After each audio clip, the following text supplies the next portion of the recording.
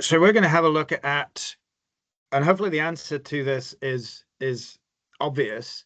Why do you need to befriend your analyst? And indeed, hopefully it's something that already happens. And I've already seen in the chat that we've got quite a few analysts on here as well. So it'd be great to have your experiences of how do you get to work with projects of various different kinds. So I'm Andrew Barraclough. I'm Head of Quality, Safety and Improvement Analysis at Nottingham University Hospitals. So that means I lead a small group of analysts within our corporate information service, and we focus on quality, safety and improvement work. And before this, I was leading a small group of analysts, and we actually sat within our whole hospital change program. So I'm going to draw from that kind of experience as well. But another angle, and talking of how do we make sure that we haven't got silos, how do we make sure that we are linking together as different professional groups. I had a voluntary role as Director of Skills Development at AFA, the Association of Professional Healthcare Analysts. And it's all about how do we professionalize analysts, how do we then develop communities, and then how do we join across communities. So fantastic to be here talking with you today. Now, when we saw this quote a few years ago from the ex-NHS chief executive, you can imagine that as analysts, we were rather taken with this. A good analyst can save more lives than a good anaesthetist. Now, to be fair, it is rather context dependent, isn't it? Because if you're in an operating theatre, fair enough, probably at that point, a good anaesthetist is the more crucial. But the point here was analysts are doing important work, and analysts can be doing work that can affect not just individual patients, but groups of hundreds, thousands, millions of patients. Message going, sales input pitch coming. Have we got? Is everyone on mute? Well, thank you. So, yeah, analysts can be doing work that can affect decisions, hopefully, around thousands, millions of patients. So that's the basis of the statement, but it is also predicated on us being good analysts. So working in a professional way, understanding what we need to do, understanding the competencies that we need to deliver this. And I think when we talk data and analysis, what we're doing is turning things into measures. And therefore we run into this challenge, don't we? That this kind of quote that comes at us with some caveats, therefore, that we need to deal with. Of the problem with measurement is that it can be a loaded gun, dangerous if misused, and at least threatening if pointed in the wrong direction. So we need to make sure that we aren't going to misuse the data and analytical work that we turn into measures, and that we are competent to do what we're setting out to do. And I think this is a joint endeavor in the world of project and change, and therefore that's hopefully what we'll explore today. A lot of great work has come out from many different organizations in the last few years, trying to understand the work of health and care analysis. How do we develop capability? What things should we be trying to work on? And there's some great work that's come out from the Health Foundation. So this is one of those reports that they've been doing, trying to understand what is it that analysts should be working on? How do we make sure that we've got the right capacity and capability to do these things? All of these are areas that I recognize that I or different teams within our information service will be involved in.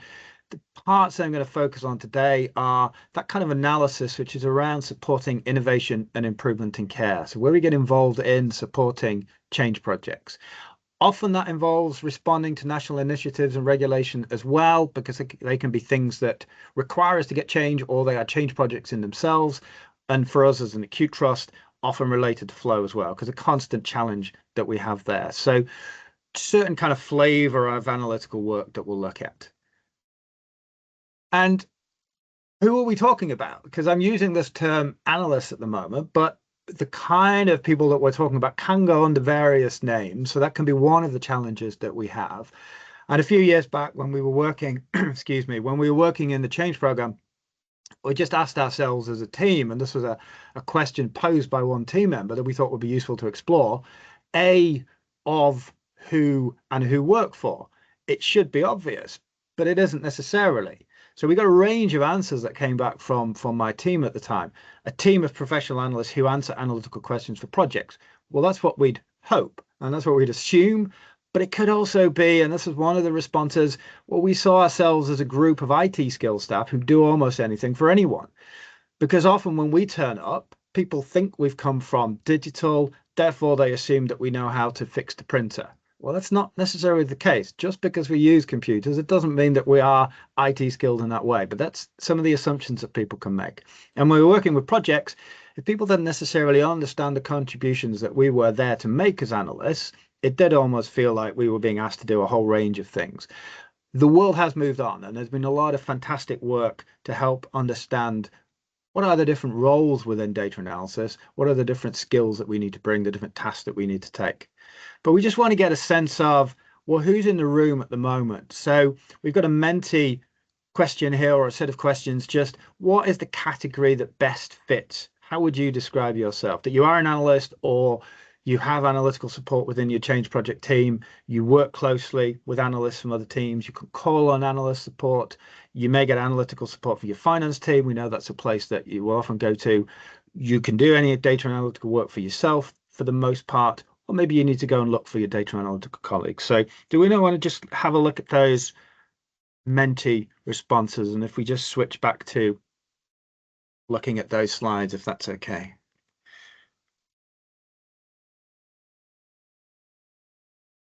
What have we got?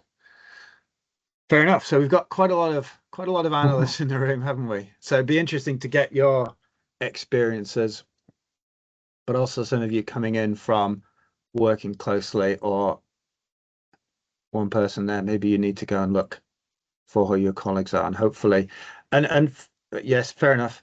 I think you could have picked more than one of those. Absolutely. So it's trying to keep it simple and trying to just pick of the category that you would most fit into. Brilliant. So there's a mix there, isn't there? We've got roughly half of you are analysts, so it'd be interesting to obviously get your experiences, but also the different range of responses there as to whether you have support within your team, how closely you work with them. Brilliant. Okay, thank you for that. So we will go back and just continue with the story now.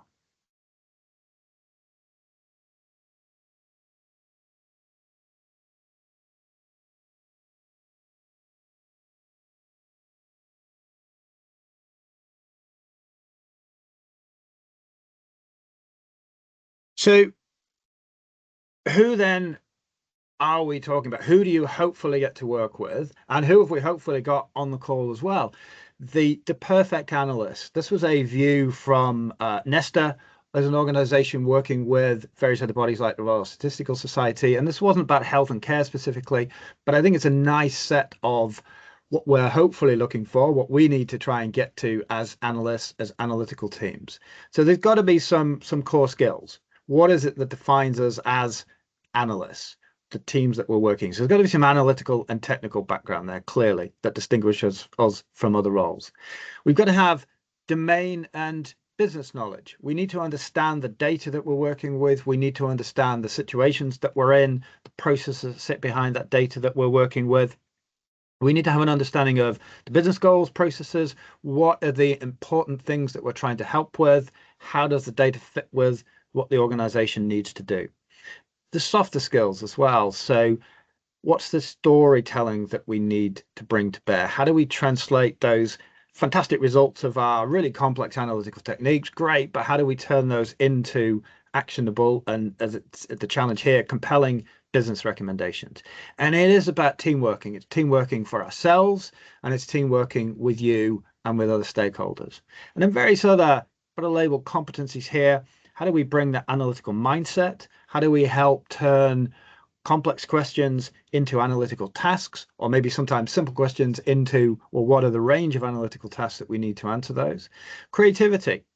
We're sometimes going to be going down well-worn paths, but at other times we're going to be getting into new challenges. That's why you're coming to us looking for analytical support. So how do we bring creativity to bear? And above all, being curious. How does the world work? How can we use data and analysis to generate something about that? And so far, I've just been talking about analysts, but there's an increasing recognition that we need to be talking about a broader range of roles. Within my organization, traditionally, we have had various posts which we might call business analyst or information analyst, but we're increasingly ourselves trying to think of this broader set of roles. So here, moving data analysts, data scientists, data engineers for a start, part of this DDAT, this digital data and technology family. So this framework being used across government and across health and care now to understand that we have different roles. And maybe in the past, we've expected data analysts to be jack of all trades, but there are different specialisms here. And not every organization is necessarily going to need people under these specific different titles, but increasingly we are seeing that there are different skill sets, there are different tasks that go under these different headings. And national work going on now to expand this into other families as well. So data governance, data ethicist, machine learning engineer, analytics engineer. So the people that you need to work with may go under these different names. That's one of the things to take from this. And practically, where do you find your analysts? Because in my experience, analytical teams can sit on the various different departments within organizations. We're not necessarily big enough to have our own. So you may need to look for us under different headings. We may be in finance, we may be in ops, we may be in the medical director. So various different places you need to go to find us. Often organizations may have a central team, but you're also likely to find data and analytical staff scattered amongst other teams as well. So not necessarily easy to find out where we are in an organization. And then physically, where do you find us? Often when people are doing this kind of presentation, there will be statements about, well, you can find the analyst staff out in the porta cabins at the back of an organization. And this is just my experience, but our trust PMO, they get to be in the trust HQ. Very nice building, very nice facilities. Me and my team for a few years were literally in the workhouse. To be fair, there is now a hospital that's built around this workhouse, but actually the part of the building that we were in still looks remarkably like this. Good times. So just, it is that you may need to go and find us. We may not be obvious. Andrew, just hopefully not interrupting your flow, Perfect. but that felt like something I probably have encountered on my journey, that maybe the appreciation of the importance of data or what's required to get there, and that, you know, almost supporting the teams that are doing the work isn't quite where it needs to be. Now, is there anything you've encountered that might help teams, you know, position conversations to try and increase that focus and support, or have you seen anything on your journey that does help that, or do you think that's just something that probably will evolve over time? I think it is evolving. I think organizations will be at very different places. So it'd be great to hear the experience of other analysts and other people on the call. There are some kind of lessons that I'm going to draw in, some early lessons from our work maybe a decade ago, and then some other lessons from a national team as to how to best work together. So yeah, definitely come back to that, because I think it is an evolving picture. I think it's changing massively from where it is, but probably there's a lot more to do. And today's a great chance to do that, isn't it? And join up across different communities. Absolutely. So yeah, let's keep that in mind, and hopefully I'll answer it, and hopefully we can get some other views as well. Having said that a good analyst can save more lives, that's fair enough, but we need to make sure then that we are good analysts, that we are doing the right things and good things in support of organizational need, but that we are competent and professional in doing that. And there's been a lot of fantastic national work and a lot of other bodies getting involved in that. And this is a national view of various things that need to be in place. At the heart of this, a development of competencies, because traditionally, you used to be able to get into this analytical work through a whole raft of routes. We didn't have a defined set of competencies. That's changed now. Also on here, part of this Venn diagram, the importance of professional registration, and that's where AFA comes in. So a lot of things that are now coalescing together to change this world for the better. So something that I appreciate the role of the organization such as yours, and various things are going on in the analytical world, because when I started in the NHS a couple of decades ago, the graduate management training scheme had general management, HR route, and finance. So there was nothing in the world of information or analysis. So being numerate, I took the finance route. So we had the benefit of professional registration through a professional accountancy body. We had the benefit of the HFMA as a community and peer support and networking type organization. But we didn't have any of this in the world of analytics. So it was very much up to individuals or teams. That has changed massively now. So we've got a whole bunch of things going on, two that are very, very prominent. So AFA, the organization that I was a director of for a few years recently, the Association of Professional Healthcare Analysts, very much what you're trying to do in your association as well. So grassroots membership organization, bunch of people deciding to get together and try and create that community, try and create that network, and also try and create a route to professional registration under the auspices of FedIP, one of those bodies that you referred to. Also then, the national work, and AFA was involved in the early stages of this national work led by a data and analytics profession team within NHS England, Sarah and Andy, to develop a national competency framework. So great things now going on to complete that Venn diagram. So the national competency framework, 5 levels, defining a set of competencies that sit alongside that. So the core competencies that make us data and analytical professionals, defining those, specialisms that might be around specific business intelligence tools, domains that might be population health management, patient experience measurement, those kind of specific topic areas, and then a general sense of project management, leadership and management and behaviors that sit with that. So fantastic work there that's going on to develop the analytical workforce.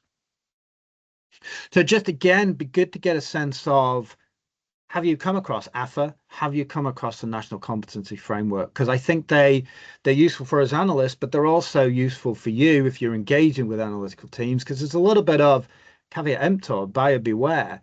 I'm suggesting you want to work with your analyst, but how do you make sure that you are working with people who are competent to do what they set out to do? So it'd be great, again, just to look at the mentee responses on, have you come across AFA? Have you come across the National Competency Framework, if that's okay?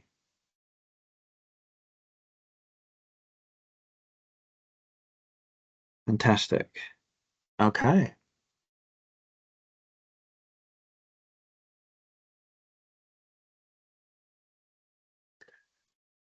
So, yep, never heard of it. Fair enough. Absolutely. Okay. So we get 3 people saying something the organization encourages. I think it's just part of the picture, isn't it? It's a route to professional registration. How can you be sure that you're going to be working with competent and professional analysts? Fair enough. And we'll give you links to all of these things through the slides and after the session as well, because of things that you might be able to encourage. And if we go on to the question about the National Competency Framework as well, is that okay in Menti? And see where that, have you heard of that? Okay. And it's, it's for the analyst profession, but it's about making sure that this competency framework reflects the work that, for example, you need to be done. So there may be work that you can do, look at this framework and say, does it pick up the competencies that you would need in order to be sure of the analytical support that you need in your work? So fair enough. So hopefully that's useful as a background then, just to introduce that, and something that may be worth exploring or encouraging your analytical teams to explore. Brilliant. Thank you for that. Okay, so to carry on, and we will move into looking at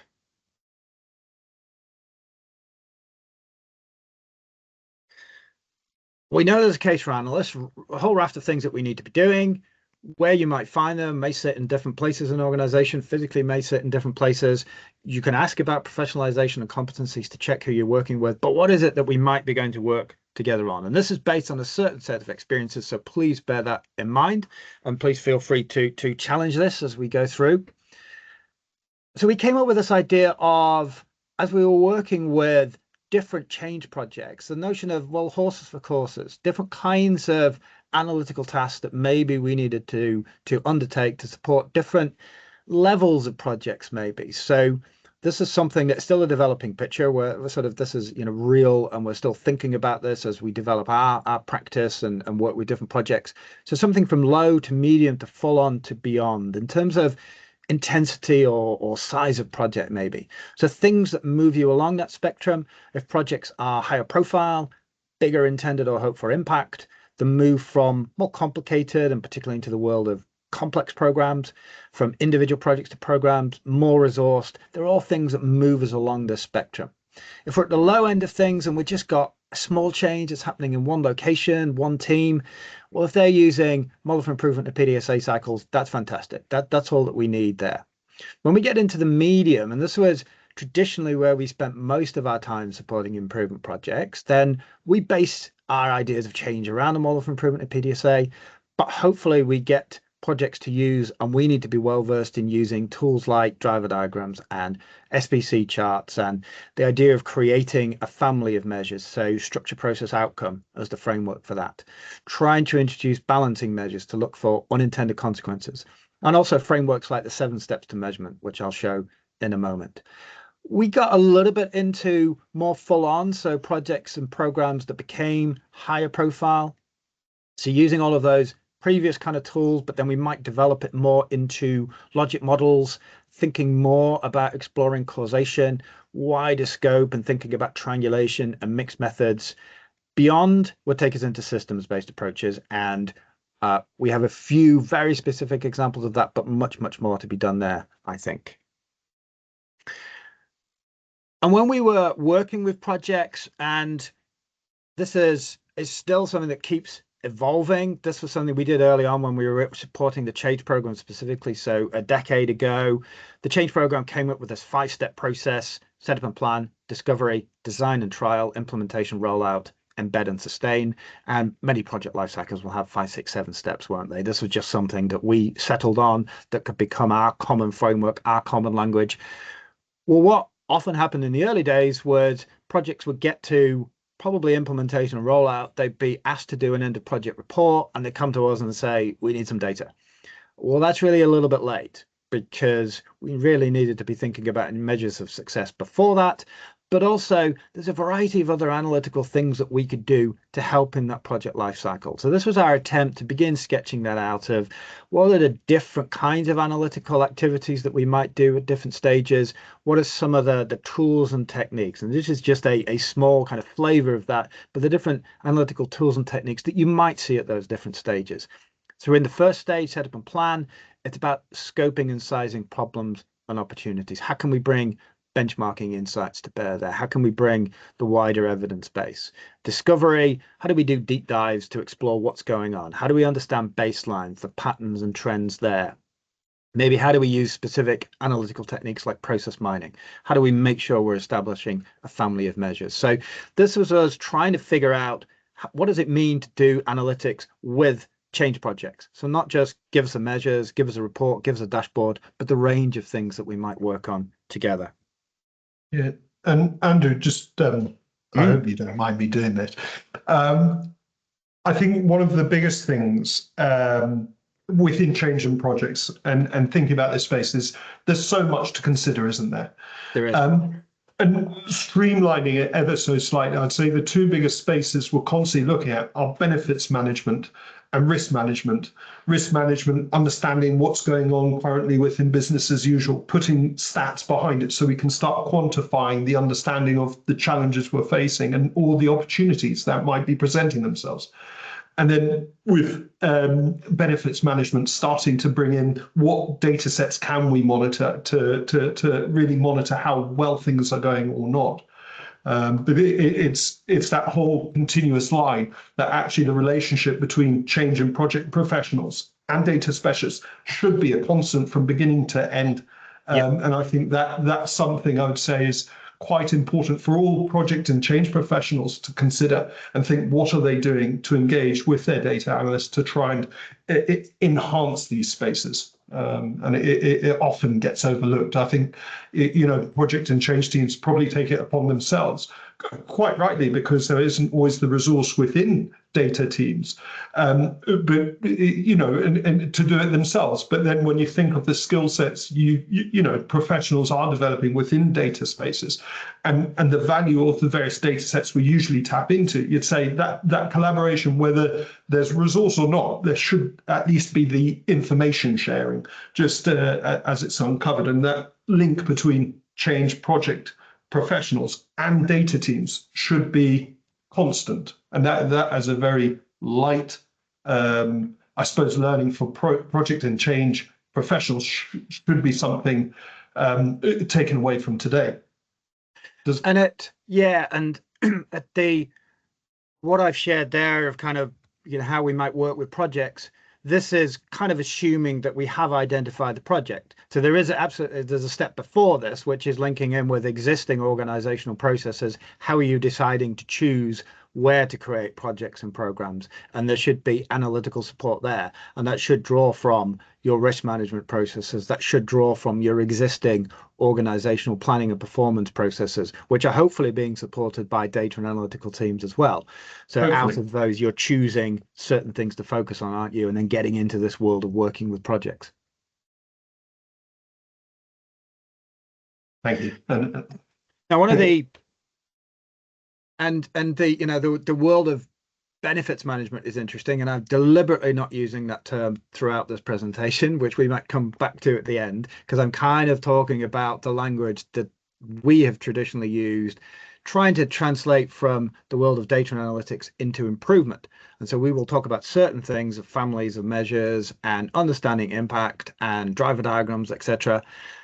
Because one of the things we're very conscious of is when you get into this world, be it change or project management or improvement, you can start to find there are hundreds of tools and techniques that you can use. So how do we come down to some of the ones that you're more likely to use than others?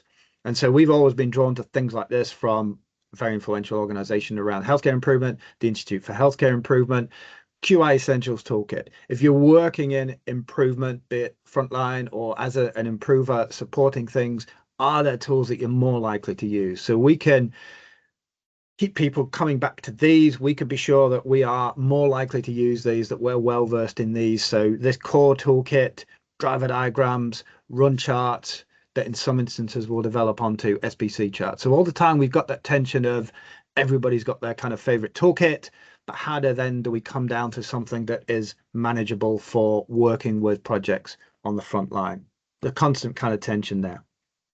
And how do we do this well? How do we make sure that alongside this project lifecycle that we are doing the measurement part well?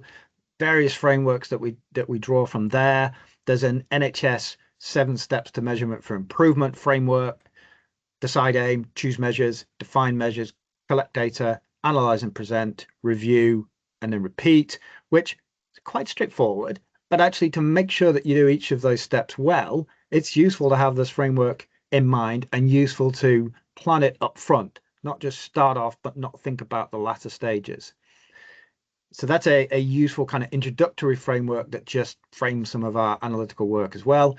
Where we can take this even further, a great study that came out in 2020 from Thomas Woodcock and Meredith Dixon Woods, who I'll refer to a couple of times shortly.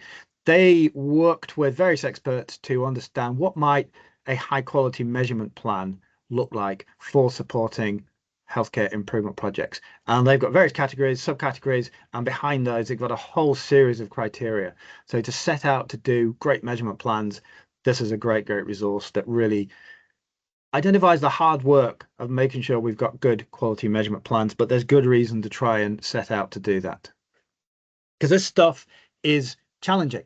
So again, from Thomas Woodcock and Mary Dixon Woods and colleagues, they did this study in 2021, and they looked at various patient safety projects that had happened in the NHS and the learnings from those around measurement. And these were projects that had a high degree of external support. But even given that, the measurement happened, well, variable standards, as they say.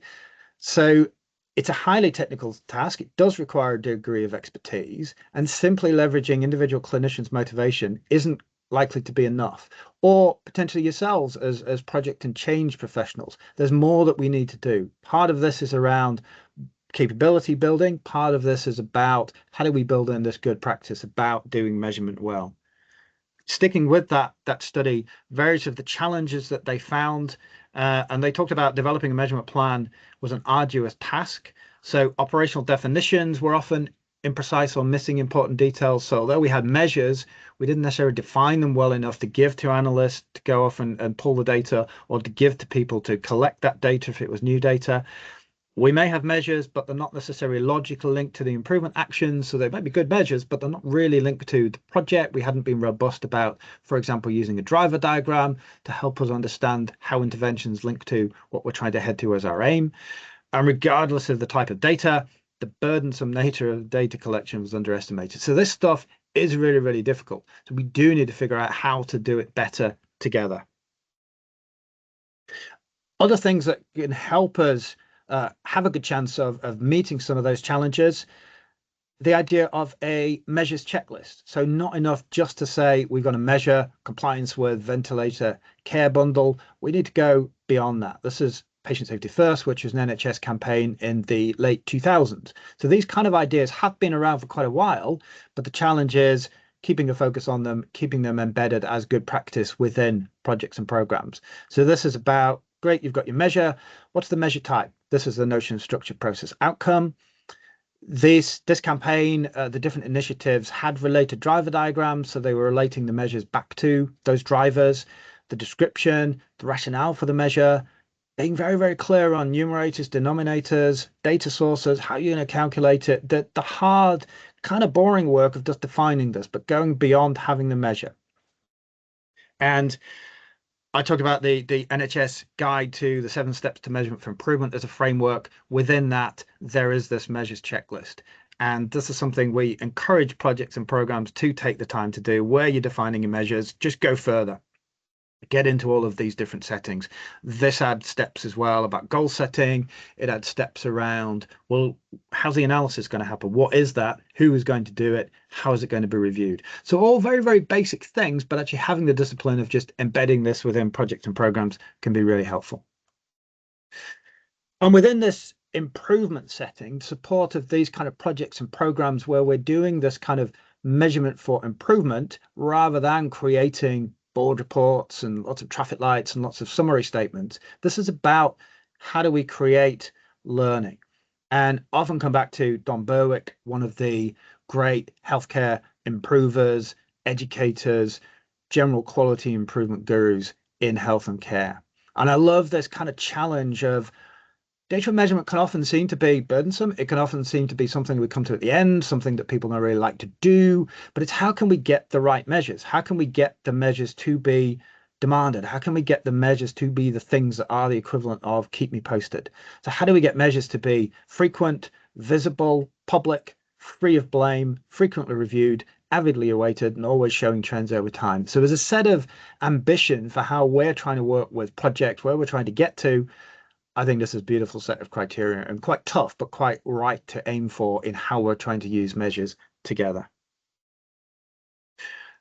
I've been talking quite generally about data and analytics, but I think we do need to explore the nature of analytics and the nature of different kind of analytical tools and techniques that we might use. And there's a great organization called the Strategy Unit. And I'm not just saying this because there's somebody on the call, but the Strategy Unit is part of one of the commissioning support units who do great work around doing analytical work themselves, but also developing kind of thought leadership and helping develop analytical capability across the NHS. So there are certain elements, certain activities that will be common to all analytical work. So how do we figure out what the problem is? What are we trying to do?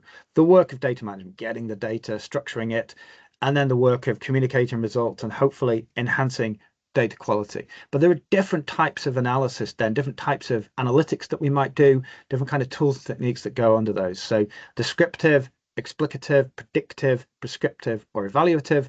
And I think this is something that I'm still kind of working out with the teams as to, well, what does this mean for us? Where do we spend most of our time? Is that the right mix for the kind of challenges that we've got? So descriptive, what is the world like now and in the past? Explicative, why is the world the way it is? Predictive, what might the future hold for patients, services, and populations? Prescriptive, what should we do? And evaluative, did it make a difference and was it worth it? And I think there's a broad range of analytical tools and techniques then that go under those. So what are the particular questions that you're trying to ask? And then what are the different tools and techniques that we might need? And this might need analytical teams to develop capabilities in this much broader range of tools and techniques than we probably traditionally had. May need to go to get external support. And some of these things, you can't just turn up on a Friday and say, can you develop a simulation model for the Monday? Some of these things will take time. So we do need to plan together. So I think it's about exploring a broader range of analytical questions and therefore tools and techniques that we might need to work on together. Now, from our kind of, this is going back a while now, to think of some of our early learnings as we began to change the nature of analytical work to support change and improvement projects. So these were quite a while ago now. So it was interesting to go back and kind of look at these and think from our early experience with the projects, it's about shared ownership. This can't be you've got a project, we've got some data analytical work. This is how can we create a shared endeavor. It's about being clear about your aims when requesting data analysis. You can't just say, give us a report. We need something much more than that to get to something much richer together. At the time, we'd had some change initiatives which are very much lean focused, and a lot of NHS change methodology is very lean focused. So we were thinking, how do we get data collection analysis need to embed those lean principles? Where is the waste? Where do we create duplication? Where do we maybe create overwork? We do something that's too much. It's too in-depth a piece of work. We didn't need to do that at this point. So how can we make this lean? How can we get the most efficient analytical work to support you? It's about getting all the relevant people in the room. So the data teams and maybe different data roles that we need with yourselves as project and change professionals, with stakeholders, and maybe then be with patient reps. How do we get all the right people in the room to do this well?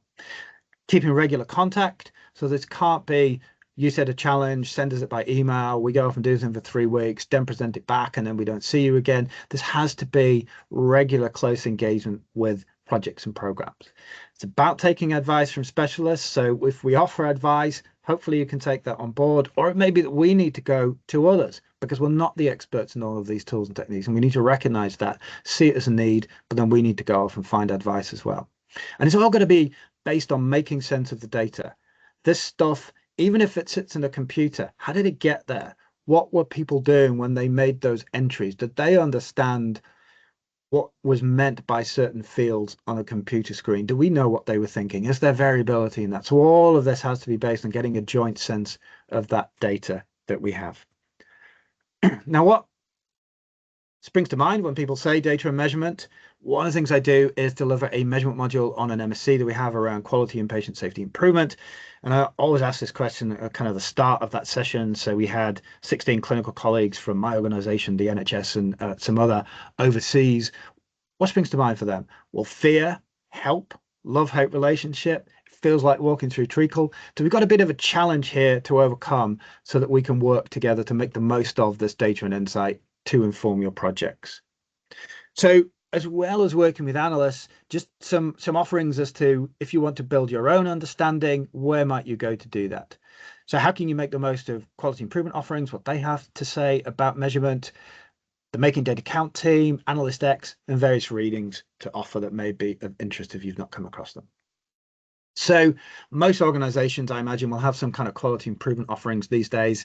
For us in Nottingham and across our integrated care system, we use the QSA program, so the Quality Service Improvement and Redesign program, which is delivered in various forms. There's a 5-day program, which takes you through these petals that they've got here, these different subject areas. There's a 1-day version. So there's a measurement for improvement day within that. So that could be a way to build your understanding of some of the ideas that we're talking about today. And then alongside that program, there's a whole set of NHS QSA tools that you can find, and there's at least 100 tools, I think. So there's a variety of those around the measurement side, and these can be 2, 3, 4, 5-page guides to some of these topics. So be it the model for measuring quality care, the structure, process, outcome idea, the 7 steps to measurement for improvement, run charts, etc. A great set of resources that adds up to quite a pack. The Making Data Count team, if you've not come across them, a team within NHS England led by Sam Riley, and their mission to start with was really how do they move all NHS boards from just looking at performance reports using RAG ratings, traffic light reporting, to using SPC. So how can we explore why SPC is better, why we need to understand variation, not jump up and down just because 2 numbers are different. So there's very much part of measurement for improvement as well. But this team then has begun to expand their offerings. So on Future NHS, you can see a whole series of training courses that they offer. So I think they've got 10 steps now. So it starts with the need to understand variation, move beyond RAG ratings, etc. But it will get you into comparisons, benchmarking, improvement methods, qualitative methods. So a whole set of 1-hour webinars, which you can go to, live ones that they'll run throughout the year, or get hold of the recordings as well, and pretty active discussion forums as well. So great set of offerings there that you might want to draw. There's a lot of developments around Future NHS, and there's within Analyst X, one of the sites there, there's this development, the Data and Analytics Academy, led by Sarah Blundell, who's been leading the National Competency Framework work, but this is expanding the scope of that. So various pillars of work they've got now, new entry talent. This is about going into schools and universities to try and get people into this data work, upskilling existing analysts, the National Competency Framework, data leadership, developing analytical leaders, but then the one that might be of wider interest, this data literacy for non-analysts. So they've worked up a competency framework for everyone.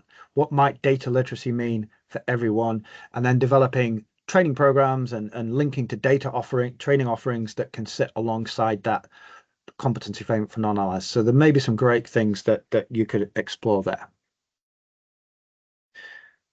And there's another offering within the MSc module that I do on measurement. This is the core reading list that I flagged there. So there may be some things there that are of interest. The improvement guide, really the backdrop to the whole MSc, the handbook on how to do improvement in healthcare, a great resource.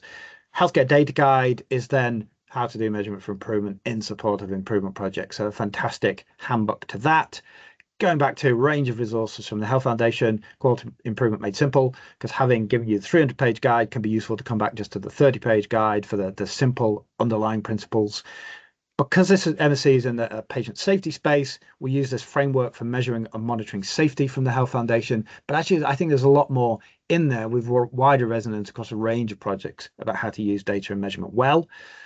Targeted isn't associated with a BBC Radio 4 more or less program, isn't anything to do with healthcare, but it's about how do we see through a world of numbers. It's about how numbers are used in the media, in politics, and the news, and they may be misused or abused, but some of it can just be because we don't know the things to look out for. So the danger of averages, the danger of targets. There's a range of practical stories and examples there that could well apply to the kind of projects that we work with. And given this is about measurement for improvement, the need to measure over time, then one of the gurus there of understanding variation, Donald Wheeler, and this is his most approachable book on that. Where I would probably go now and add to those as a core list, there's a fantastic set of resources from Professor Mary Dixon Woods that I've mentioned a few times, and the Healthcare Improvement Studies Institute at Cambridge.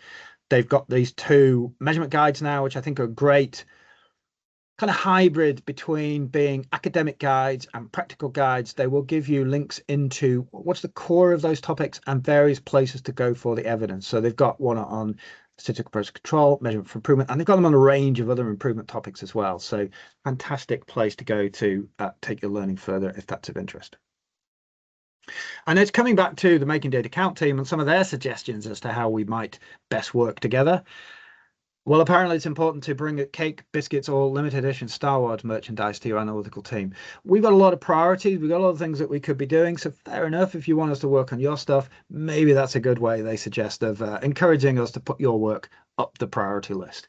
It is about talking to them, us, not just emailing. We need to build that shared endeavor. We need to build that in-depth understanding.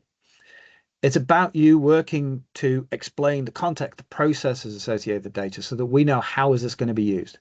It's about working together and starting this conversation as early as possible, as has already come up a couple of times, hasn't it? This can't just happen at the end of things. That's way too late. Please listen to our recommendations. We are trying to help you. And apparently, let's re-emphasize the first point. Various things that then we need to do on our side as well. So we should be asking lots of questions and clarifying the request before we start, not just start things off and think, well, this probably isn't what you're going to need, but we'll do it anyway. We need to be asking questions. If possible, we need to be getting really and closely involved with your project, understand what it is, and go and see with you the area that we're trying to work in so that we understand what is happening on the ground, the data then that we're getting, which is of course abstracted. How does that relate to what's happening in the health and care setting? If we're asked for something that's not meanable, we should suggest alternatives. We should always provide narrative, and we should always try to meet with you to discuss things rather than just emailing. So again, whole set of practical things there from the Making Data Count team that might be of interest. And so just to kind of wrap up, we've got a whole set of key links here. We're going to give you the slides, and I know Helen's going to send out a broader set of links as well, just to some of the things that we've covered and some other things that might be of interest, hopefully. And then we just thought there's a couple of questions that maybe we can look at. So what analytical tasks currently happen as part of the work of your team? And another question, which is, well, what might you help do your role better in future in relation to data and analytics? So if we go to those kind of Menti questions and then just pick up any kind of questions that maybe we've been having along the way as well, if that's okay. Just as the answers are coming through, I just want to say, Andrew, that was a fantastic pace you hit there, and got through so much. Good.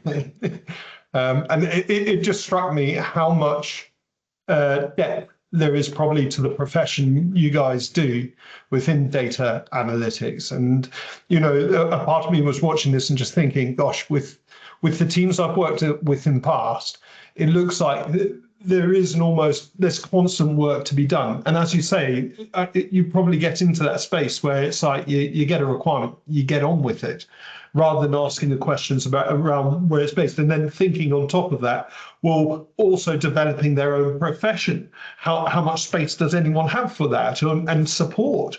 It must be a real big challenge for you guys, finding that balance. Yeah, but it's obviously, you know, a challenge that you're recognizing as well, isn't it? And it's how we fill these spaces to make sure that we are doing important stuff in health and care, but to make sure that we are developing ourselves to be the best that we can for each other and for our patients and population. And it's great that we've got national work going on, but yeah, some of this had to come on the back of organizations like AFA, and there's other such communities have developed as well. So yeah, fantastic. Okay. Yeah, you probably wanted to talk about some of the challenges coming through the analytical tasks you're seeing. Did you? So yeah, just having a look at those and looking at a comment as well about very different measures of average waiting time, and that's absolutely the danger, isn't it? And it's back to that. The Amanda Pritchard, you know, good analyst can save lots of lives. Yeah, but we've got to be sure then, what are we defining? How are we doing that analysis? And it's very easy to publish something, do some analysis which says this is our average waiting time, and people assume that they know what that means. But do we as analysts know exactly what you intended by that? If we produce it in a certain way, do you know that we've done it in that way? Are other people reading it in the same way? So being more disciplined and documenting and sharing. Some of that can be about documenting the measures here. There's a lot of work in the analytical world to share the code as well. So we're not just sharing definitions, but we're actually sharing the code that is producing these things. So we can all be looking and peer reviewing each other's code to make sure that we're, but absolutely, yeah, we rely on goodwill and cakes to get at least some of the work done. Yeah, so, yeah, absolutely. There's a variety of ways, isn't there? It's just about working together as teams and teams of teams. Yeah. But yeah, absolutely. Let's have a look at what might make things do, what could be done in the future as well.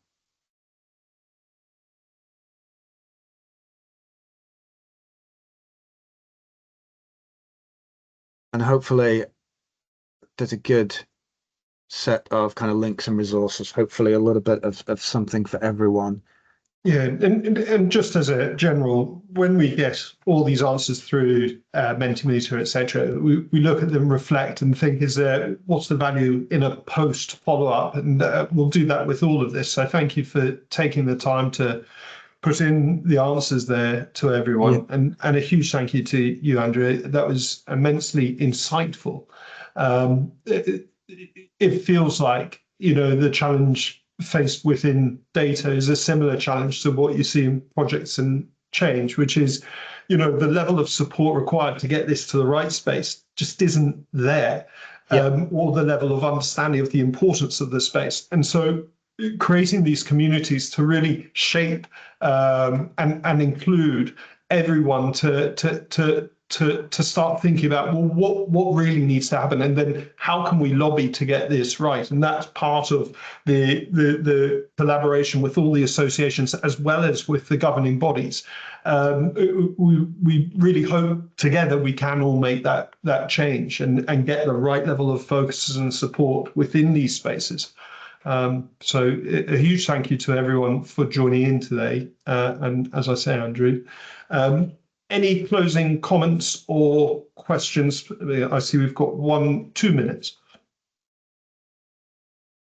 Andrew, anything from you? No, I think it's just fantastic to join across networks. So thank you for the chance to do this, and I hope it was a use for people. And it'd be really interesting to see if you could share any of the comments afterwards, and for me to reflect on these as well. Definitely. And it is about joining up with things. Yeah. Brilliant. Yeah, as you say, it's the conversation, isn't it, and the exploration. Thank you to everyone. Helen's dropped a link to any comments and feedback, because that's how we shape, the events we do and continue to align with what our audiences want.